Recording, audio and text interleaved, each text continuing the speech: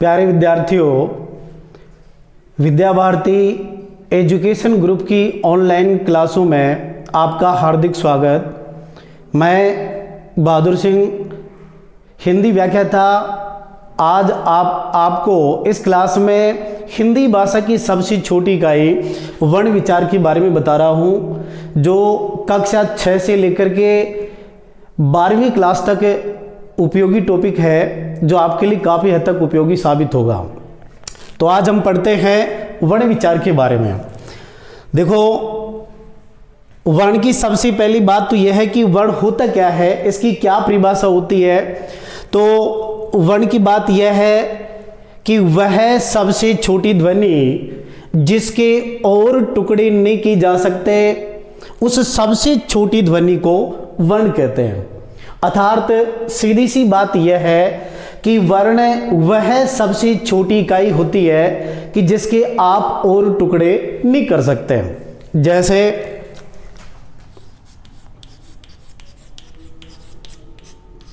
ए, यह सबसे छोटी ध्वनि है, इसके आप और टुकड़े नहीं कर सकते।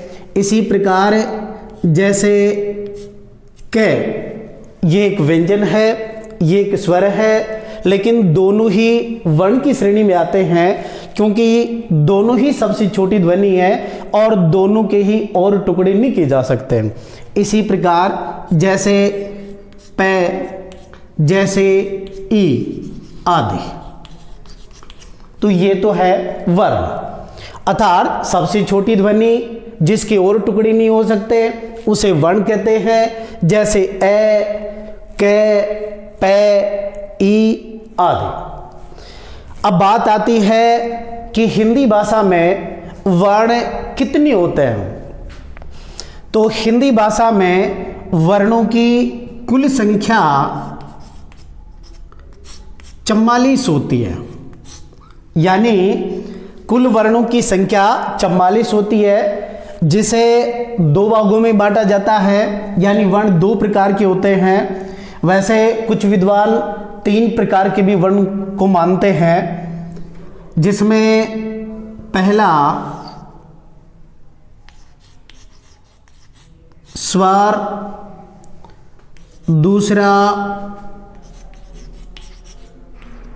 व्यंजन। यानी वर्ण मूलतः 2 प्रकार के होते हैं, स्वर और व्यंजन।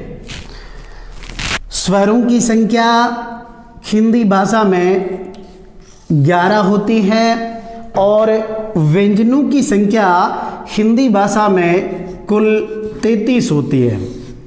इसलिए कुल वर्णों की संख्या हो गई 11 + 33 = 44। यानी हिंदी में कुल वर्णों की संख्या 44 है, जो कि 2 प्रकार के होते हैं, स्वर और व्यंजन।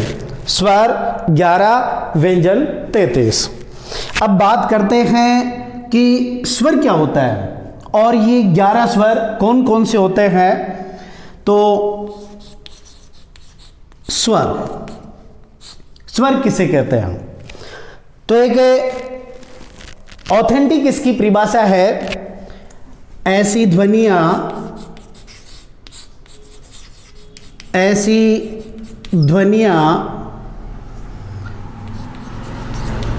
जिनका उच्चारण करने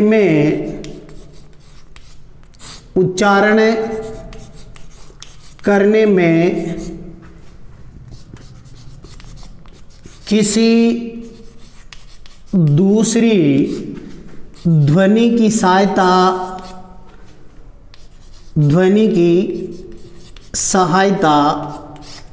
नहीं ली जा सकती है,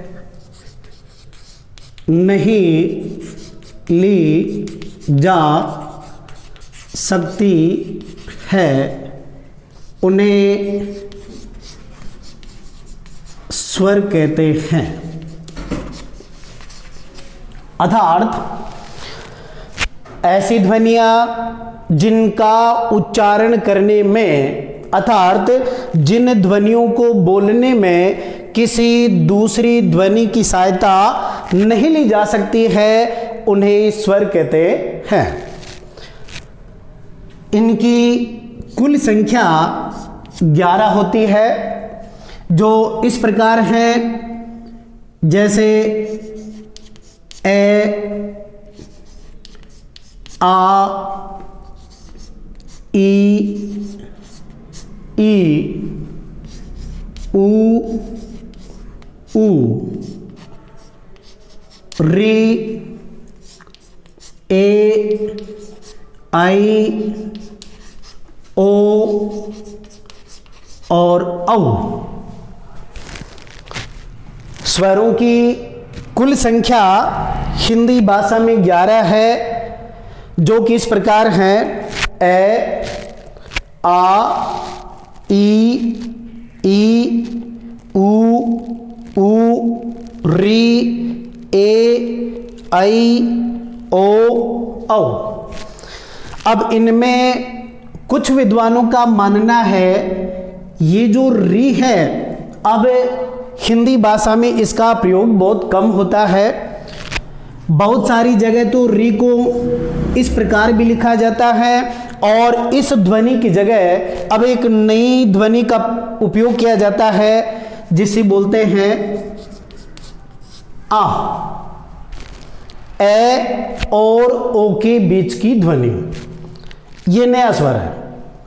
कुछ विद्वानों का मानना है, बाकी अगर मूल भाषा संस्कृत की बात करें तो उसके अनुसार स्वरों की संख्या तो 11 है, जिसमें री का प्रयोग ज़्यादातर संस्कृत भाषा में होता है। हिंदी भाषा में इसका उपयोग इस री के अनुसार होता है, और इसकी जगह नई स्वर का उपयोग होता है, जो ए और ओ के बीच की ध्वनि है, आ। अब बात करते हैं व्यंजन, कि व्यंजन किसे कहते हैं और ये कितने होते हैं।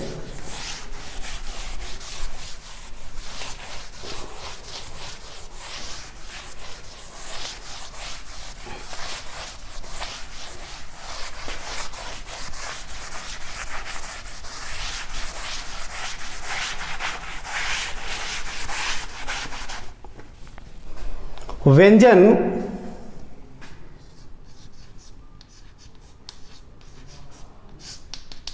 सबसे पहले इसकी परिभाषा, ऐसी ध्वनियां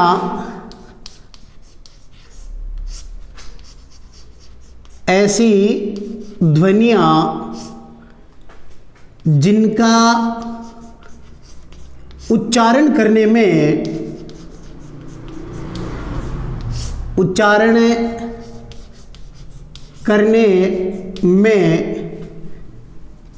किसी दूसरी ध्वनि की सहायता ली जाती है, उन्हें व्यंजन कहते हैं।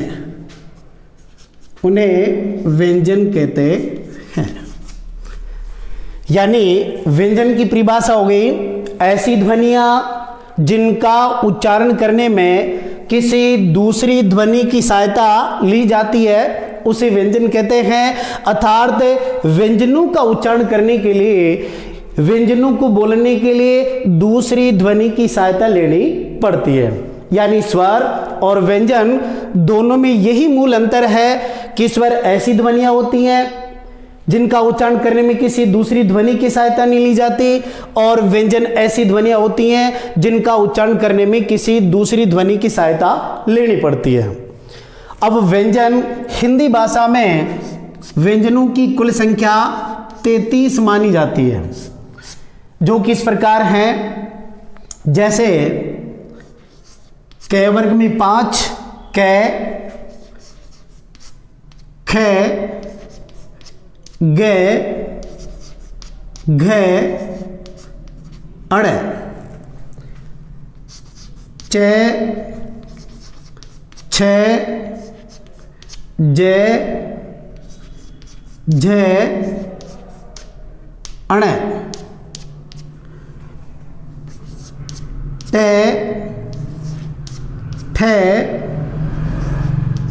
डे ढे अणे ते थे दे धे और ने, पे फे बे भे और मैं, ये रे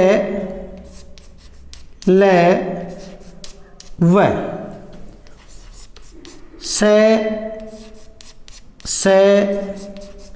से और है। तो इस प्रकार व्यंजनों की कुल संख्या हिंदी भाषा में 33 मानी जाती है, जिसमें क वर्ग में 5 व्यंजन, च वर्ग में 5 व्यंजन, ट वर्ग में 5 व्यंजन, त वर्ग में 5 व्यंजन, प वर्ग में 5 व्यंजन, इसी प्रकार ये रे ले वे, से और है। इस प्रकार कुल व्यंजनों की संख्या हो गई 33। इसके अलावा क्ष, त्रे और गे, ये 3 वर्ण आपने पहले और भी पढ़े होंगे, लेकिन इन तीनों को हिंदी भाषा में व्यंजन नहीं माना जाता, इन्हें बोलते हैं संयुक्ताक्षर। अब संयुक्ताक्षर इसलिए बोलते हैं क्योंकि इनका निर्माण 2 अक्षरों से यानी 2 ध्वनियों से मिलकर के बना है। जैसे क्ष, क्ष का निर्माण हुआ है क प्लस से, त्रे का निर्माण होता है ते प्लस रे, गे का निर्माण होता है जय प्लस ये, यानी इन्हें बोलते हैं संयुक्ताक्षर। संयुक्ताक्षर। अब इन व्यंजनों में से ये जो 25 व्यंजन हैं, क वर्ग, च वर्ग, ट वर्ग, त वर्ग और प वर्ग, ये जो 25 व्यंजन हैं इन्हें स्पर्शी व्यंजन कहते हैं। स्पर्शी व्यंजन कहते हैं। इनकी कुल संख्या है 25। इसके अलावा यह रे ले वे, ये जो 4 व्यंजन हैं इन्हें कहते हैं अंतःस्थ व्यंजन। अंतःस्थ व्यंजन। से और है, इन 4 व्यंजनों को कहते हैं ऊष्म व्यंजन। ऊष्म व्यंजन। तो इस प्रकार व्यंजनों को 3 भागों में बांटा, स्पर्शी व्यंजन, अंतःस्थ व्यंजन और ऊष्म व्यंजन। स्पर्शी व्यंजनों की कुल संख्या 25 है, अंतःस्थ व्यंजनों की कुल संख्या 4 है और ऊष्म व्यंजनों की कुल संख्या 4 है। अब इन्हें स्पर्शी क्यों कहते हैं, अंतःस्थ क्यों कहते हैं और ऊष्म व्यंजन क्यों कहते हैं, ये वर्णों के वर्गीकरण वाले टॉपिक में पढ़ेंगे। अब इसी प्रकार अगर हम स्वरों का वर्गीकरण करें,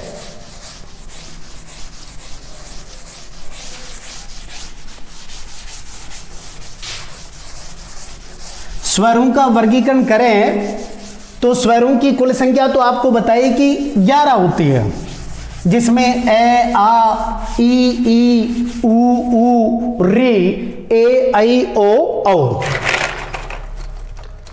अब कुछ बच्चे मानते हैं कि सर अंग और अह, ये 2 ध्वनियां और बच गई, ये स्वर क्यों नहीं होते। तो जैसे कि इनकी परिभाषा है कि ऐसी ध्वनियां जिनका उच्चारण करने में किसी दूसरी ध्वनि की सहायता नहीं ली जाती, वही ध्वनियां स्वर होते हैं। जबकि अंग का उच्चारण करने के लिए आपको ग ध्वनि की सहायता लेनी पड़ती है, तो दूसरी ध्वनि की सहायता लेने के कारण इसे स्वर नहीं माना जाता। इसी प्रकार अह जो है, इस ध्वनि में भी अगर आप इसका उच्चारण करेंगे तो है ध्वनि की सहायता लेनी पड़ती है, इसलिए इन दोनों को ही स्वर नहीं माना जाता। अब बात आती है स्वरों के प्रकार। स्वरों के प्रकार तो मुख्यतः स्वरों को 3 भागों में बांटा गया है। नंबर 1 ह्रस्व स्वर, नंबर 2 दीर्घ स्वर, नंबर 3 प्लूत स्वर। प्लूत स्वर यानी स्वरों को 3 भागों में बांटा, ह्रस्व स्वर, दीर्घ स्वर और प्लूत स्वर। अब ये होते क्या हैं? सबसे पहले बात करते हैं ह्रस्व स्वर की। ह्रस्व स्वर किसे कहते हैं? तो ह्रस्व स्वर ऐसी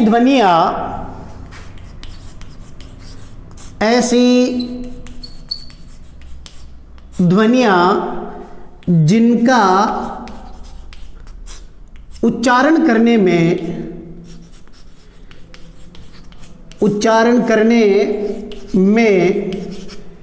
अपेक्षाकृत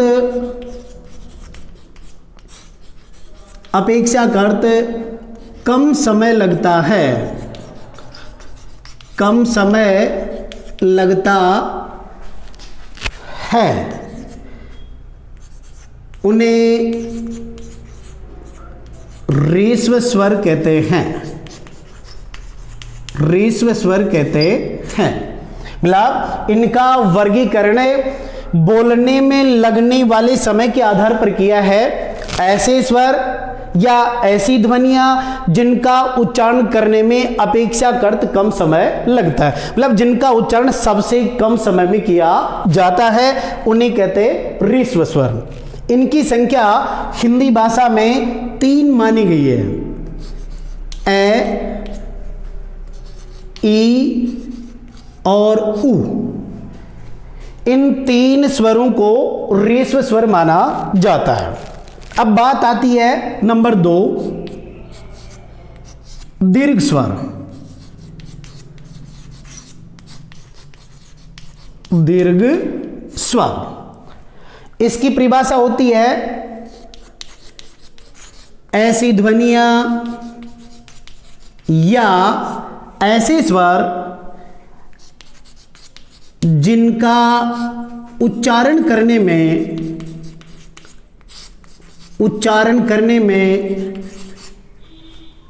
अपेक्षाकृत अधिक समय लगता है। अपेक्षाकृत अधिक समय लगता है, उन्हें दीर्घ स्वर कहते हैं। दीर्घ स्वर कहते हैं।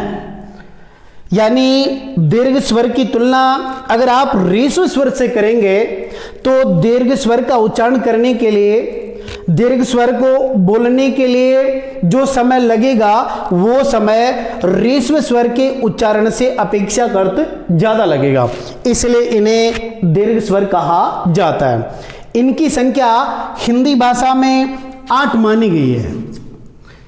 यानी जो 3 ह्रस्व स्वर थे उनको छोड़ने के बाद में जो स्वर बच गए वो दीर्घ स्वर की श्रेणी में आते हैं। जैसे आ, बड़ा ई, बड़ा ऊ, री, ए, आई, ओ और औ। ये 8 स्वर दीर्घ स्वर की श्रेणी में माने जाते हैं। अब एक स्वर ऐसा है जिसका प्रयोग हिंदी भाषा में बहुत कम होता है, लेकिन फिर भी उसका वर्गीकरण किया गया है, जो कि आपका तीसरा है प्लूत स्वर।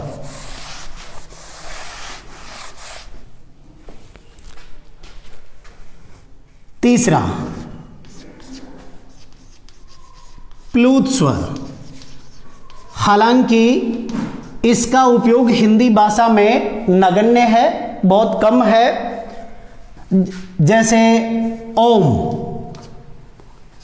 ओम इसकी परिभाषा बन गई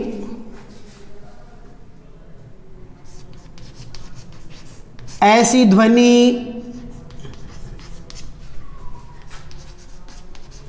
जिनका उच्चारण करने में अपेक्षाकृत सबसे अधिक समय लगता है, सबसे अधिक समय लगता है। अब सबसे अधिक समय से तात्पर्य हो गया कि प्लूत स्वर का उच्चारण करने के लिए जो समय लगेगा वो समय ह्रस्व स्वर के उच्चारण से भी ज्यादा होगा और दीर्घ स्वर के उच्चारण से भी ज्यादा होगा। और जो कि एक ही स्वर है ओम, इसका प्रयोग हिंदी भाषा में नगण्य है, इसका उपयोग हिंदी भाषा में न के बराबर किया जाता है। संस्कृत भाषा में जरूर इस का उपयोग किया जाता है। तो इस प्रकार अपना ये छोटा सा टॉपिक जो वर्ण विचार था ये पूरा हो गया, जिसकी संख्या 44 थी, 2 भागों में बांटा। स्वर और व्यंजन, स्वरों की संख्या 11, व्यंजनों की संख्या 33, तो टोटल 44 वर्णों की संख्या होती है। स्वर फिर 3 प्रकार के हो गए, ह्रस्व, दीर्घ और प्लुत। और व्यंजनों को भी 3 भागों में बांटा, स्पर्शी व्यंजन, अंतस्थ व्यंजन और ऊष्म व्यंजन। तो इस प्रकार विद्यार्थियों अपना वर्ण विचार का टॉपिक तो यही समाप्त हुआ। टॉपिक से संबंधित अगर आपके मन में कोई जिज्ञासा है, प्रश्न पूछना है या और कोई शंका है तो उसे आप कमेंट बॉक्स में लिखें। अब आगे की वीडियो में मैं आपके लिए फिर एक नया टॉपिक लेकर के आऊँगा। तब तक आप वीडियो को लाइक करें, सब्सक्राइब करें। धन्यवाद।